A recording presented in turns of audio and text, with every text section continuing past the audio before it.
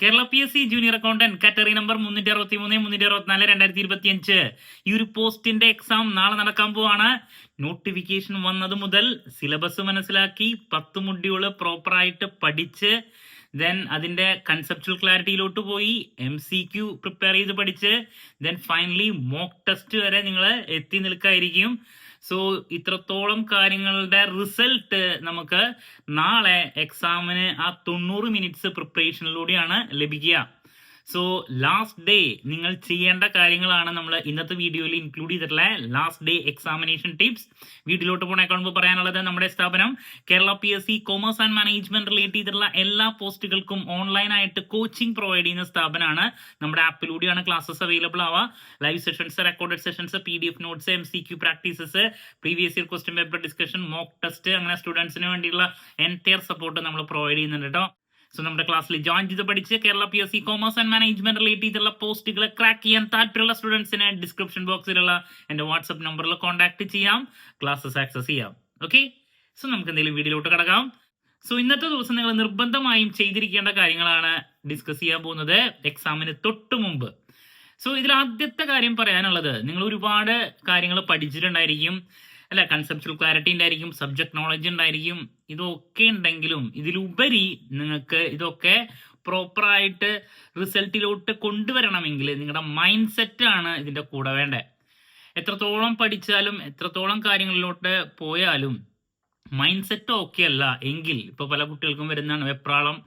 Number 1. Number 2, blank ആവുന്നു. ഏറ്റവും കൂടുതൽ കുട്ടികൾക്ക് ഉണ്ടാകുന്ന ഒരു പ്രശ്നമാണ് ബ്ലാങ്ക് ആവുന്നു എന്ന് വെച്ചിട്ടുണ്ടെങ്കിൽ അറിയുന്ന സിമ്പിൾ ടോപ്പിക്, ഇപ്പോൾ ഫോർ എക്സാമ്പിൾ EOQന്റെ ഇക്വേഷൻ അല്ലെങ്കിൽ ഈ പറയുന്ന ഇൻവെന്ററി ലെവൽസിന്റെ ഒക്കെ ഇക്വേഷൻസ്, സിമ്പിൾ ആയിട്ടുള്ള ബേസിക് കാര്യങ്ങൾ എല്ലാവർക്കും അറിയുന്ന കാര്യങ്ങളൊക്കെ ആയിരിക്കും.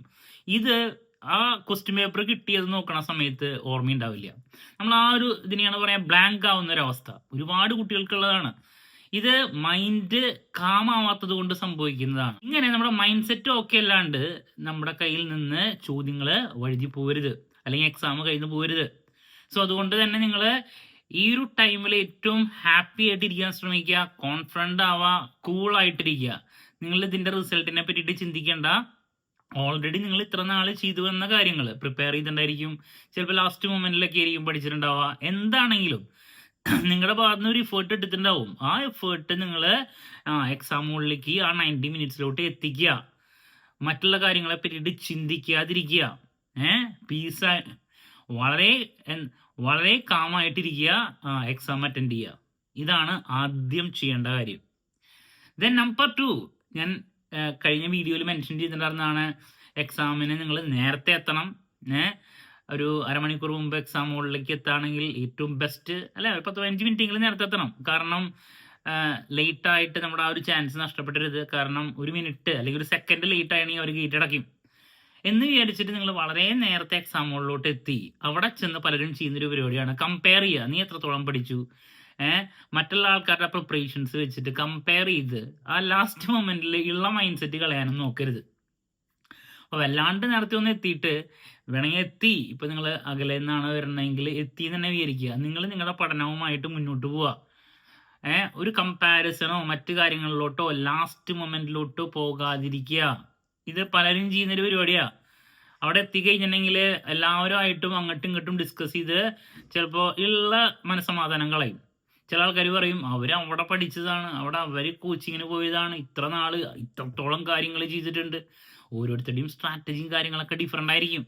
ഈ ലാസ്റ്റ് മൊമെന്റിൽ ഇതിനൊക്കെ വെച്ച് കമ്പയർ ചെയ്തിട്ടുള്ള മൈൻഡ് കുളമാക്കരുത്. അപ്പം ഞാൻ ആദ്യം പറഞ്ഞ 2 പോയിന്റ്സ് മനസ്സിൽ തന്നെ വയ്ക്കുക. ഉള്ള മൈൻഡ് സെറ്റ് കുളമാക്കരുത്. മൈൻഡ് വളരെ കൂളായിട്ട് നിർത്താൻ ശ്രമിക്കുക. എത്ര പഠിച്ചാലും നമ്മുടെ കയ്യിൽ നിർത്തേണ്ടത് നമ്മുടെ മൈൻഡാണ്. ഓക്കെ, ഇനി നമ്പർ 3 എന്ന് പറയുന്നത്, ഈ ഒരു ദിവസം നിങ്ങളുടെ പ്രിപ്പറേഷൻ എങ്ങനെയായിരിക്കണം എന്നുള്ളതാണ്. ഇപ്പോൾ നിങ്ങൾ ഒരുവിധമൊക്കെ കവർ ചെയ്തിട്ടുണ്ടായിരിക്കും, ചില ആൾക്കാർ പകുതി കവർ ചെയ്തിട്ടുണ്ടായിരിക്കും, ചില ആൾക്കാരെല്ലാം തട്ടി പോയിട്ടുണ്ടായിരിക്കും. അപ്പോൾ ഈ ഒരു ദിവസം നിങ്ങൾ പുതിയ ടോപ്പിക്കിലോട്ടൊന്നും പോകാതെ കണ്ട് ഓൾറെഡി നിങ്ങൾ പഠിച്ചു വെച്ച കാര്യങ്ങൾ വീണ്ടും ഒന്ന് റിവൈസ് ചെയ്യാൻ ശ്രമിക്കുക. 10 മൊഡ്യൂളിലൂടെ പെട്ടെന്ന് പോകാം.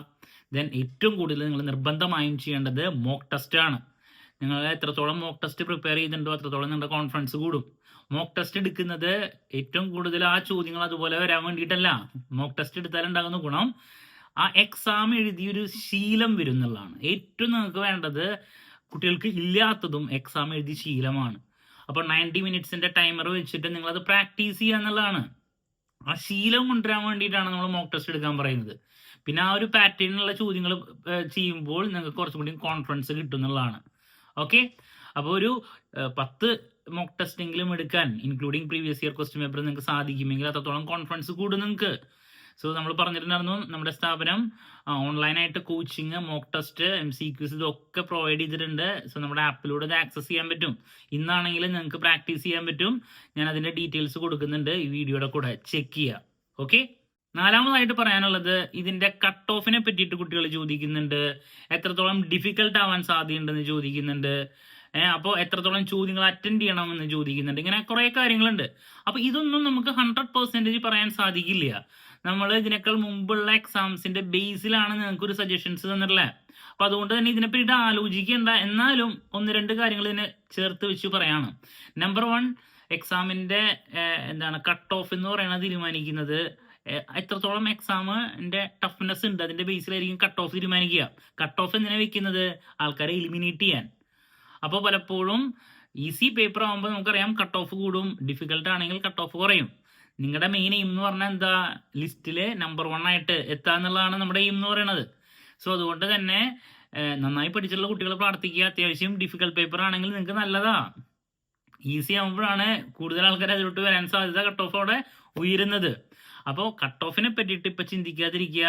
ക്വസ്റ്റ്യൻ പേപ്പർ കണ്ടാൽ തന്നെ നമുക്ക് എത്രത്തോളം കട്ട് ഓഫ് വരാൻ സാധ്യതയുണ്ടെന്ന് അറിയാൻ സാധിക്കുള്ളൂ.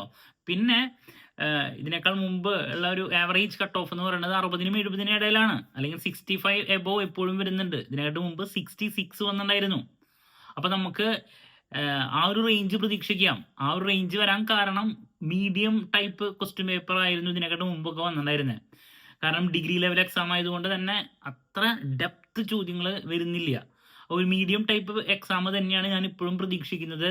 സോ അതുകൊണ്ട് തന്നെ കട്ട് ഓഫ് 65-നും 70-നും ഇടയിൽ ഞാൻ ഇപ്പൊ തന്നെ ക്വസ്റ്റ്യൻ പേപ്പർ ഈ രീതിയിലാണെങ്കിൽ നമുക്ക് പ്രതീക്ഷിക്കാം. അപ്പൊ അതുകൊണ്ട് തന്നെ എത്ര ചോദ്യങ്ങൾ മിനിമം അറ്റൻഡ് ചെയ്യണം എന്നുള്ള ചോദ്യം കുട്ടികളുടെ ഭാഗത്ത് നിന്ന് വന്നതിനുള്ള മറുപടി പറയാണ്.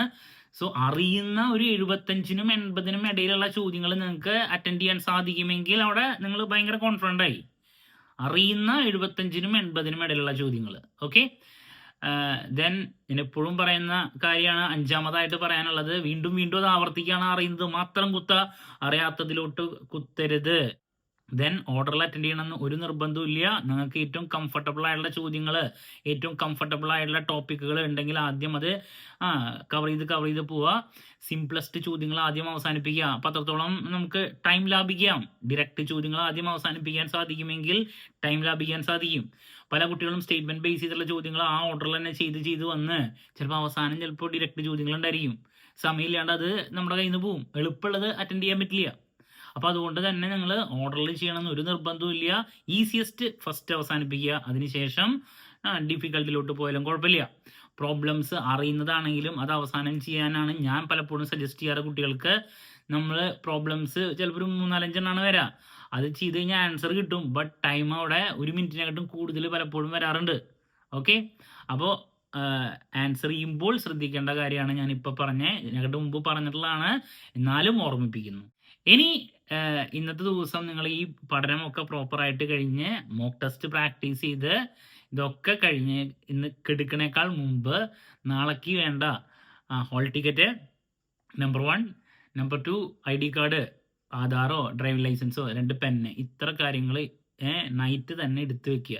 പോണ സമയത്ത് അതിന് വേണ്ടിയിട്ട് ഓർഡർ ചെയ്ത് ഇതൊക്കെ എടുത്തു വെച്ചിട്ട് ഉറങ്ങുക. ഫൈനലി നിങ്ങൾക്ക് നിർബന്ധമായും വേണ്ടത് നല്ലൊരു ഉറക്കമാണ്. സോ അതുകൊണ്ട് തന്നെ 11 മണിക്ക് മുമ്പ് എല്ലാവരും ഉറങ്ങാൻ ശ്രമിക്കുക. നാളെ നമുക്ക് എക്സാമുകളിലോട്ട് എത്തേണ്ടത് 10:30-ക്കാണ്. സോ ഒരു 10 o'clock അല്ലെങ്കിൽ 10:30 അല്ല, ആ ഒരു റേഞ്ചിൽ ഉറങ്ങുക. നല്ല ഉറക്കം കിട്ടണം, എന്നാലേ നമുക്ക് നല്ല രീതിയിൽ എക്സാം എഴുതാൻ സാധിക്കുള്ളൂ. രാത്രി 12 മണി വരെ 1 മണി വരെ ഇരുന്ന് പഠിക്കരുത്. ഇന്നത്തെ ദിവസം നമുക്ക് ഉറക്കം നന്നായിട്ട് കിട്ടിയിട്ടില്ലെങ്കിൽ നമ്മൾ പഠിച്ച കാര്യങ്ങളൊന്നും തലയിലേക്ക് വരില്ല. ഓക്കെ, നമ്മൾ ഇത്ര നാളെടുത്ത എഫേർട്ടിനുള്ള റിസൾട്ട് വേണ്ടേ? ഓക്കെ, ഇത്ര കാര്യങ്ങളാണ് നിങ്ങൾ ലാസ്റ്റ് ഡേ നിർബന്ധമായും ചെയ്യേണ്ട. പഠനത്തിൻ്റെ കൂടെ മനസ്സും നിങ്ങളുടെ കൂടെ ഉണ്ടെങ്കിൽ ഇതൊക്കെ ഈസി ആയിട്ട് പോസിബിൾ ആണ്. എന്തായാലും ഈ ഒരു എക്സാമിൻ്റെ നോട്ടിഫിക്കേഷൻ വന്നത് മുതൽ syllabus analysis, module wise analysis, daily MCQs, previous year question paper discussion, അതുപോലെ തന്നെ എക്സാം റിലേറ്റഡ് ലൈവ്, ഇങ്ങനെ സ്റ്റുഡൻസിന് വേണ്ടിയുള്ള എൻറ്റയർ സപ്പോർട്ടിങ് വീഡിയോസ് യൂട്യൂബ് ചാനലിലൂടെയും, അത് മാത്രമല്ല ഓൺലൈനായിട്ടുള്ള കോച്ചിങ്ങും, അത് crash batch, then full batch, then mock test മാത്രമായിട്ടുള്ള batch, MCQ with mock test, then booster mock test, ഇങ്ങനെ പല രീതിയിൽ കുട്ടികൾക്ക് ക്ലാസ്സസ് കൊടുക്കാനും നമുക്ക് സാധിച്ചിട്ടുണ്ട്. സോ ഞാനും ഹാപ്പിയാണ്. ഇന്ന് വൈകിട്ട് 8 മണിക്ക് നമ്മൾ ലൈവ് വീണ്ടും വെച്ചിട്ടുണ്ട്. അപ്പം എല്ലാവരും ആ ലൈവ് അറ്റൻഡ് ചെയ്യുക. നമുക്ക് നല്ല രീതിയിലൊരു പ്രാക്ടീസും കൂടി ആവട്ടെ. ദെൻ ഇതിൻ്റെ കൂടെ ഒരു കാര്യം കൂടി കൂട്ടിച്ചേർക്കുന്നു. എക്സാം കഴിഞ്ഞാൽ ചില ആൾക്കാർ ഹാപ്പി ആവും, ചില ആൾക്കാർക്ക് വിഷമം ഉണ്ടായിരിക്കും. റിസൾട്ട് എന്തും ആവട്ടെ, അതിനെ പറ്റിയിട്ട് ആലോചിക്കാതിരിക്കുക. നമുക്ക് നെക്സ്റ്റ് വരുന്ന കാര്യങ്ങളിലോട്ട് കിടക്കാം. ഓക്കെ, ദെൻ കൊമേഴ്സ് ബേസ് ചെയ്തിട്ട് നെക്സ്റ്റ് വരാൻ പോകുന്നത് MCOM ബേസ് ചെയ്തിട്ട് state tax officer, then MCOM plus net assistant professor in commerce. നമ്മൾ ഈ വർഷം പ്രതീക്ഷിക്കുന്ന നോട്ടിഫിക്കേഷൻസ് ആണ്. വളരെ ഇമ്പോർട്ടൻ്റ് ആയിട്ടുള്ള പോസ്റ്റുകളാണ് രണ്ടും. നമ്മൾ ഓൺലൈനായിട്ട് കോച്ചിങ് പ്രൊവൈഡ് ചെയ്യുന്നുണ്ട്. അഡ്മിഷൻ ഓപ്പൺ ആണ്. സോ ഡിസ്ക്രിപ്ഷൻ ബോക്സിലുള്ള എൻ്റെ വാട്സപ്പ് നമ്പറിൽ കോൺടാക്ട് ചെയ്ത് നിങ്ങൾക്ക് ജോയിൻ ചെയ്യാൻ സാധിക്കും. ഓക്കെ, അപ്പോൾ നാളെ എക്സാമിന് ശേഷം എക്സാം റിവ്യൂ ആയിട്ട് വീണ്ടും കാണാമെന്നുള്ള പ്രതീക്ഷയോടെ നിർത്തുന്നു. This is Kiran CS signing off. Have a nice day. Thank you and all the very best, my dear students.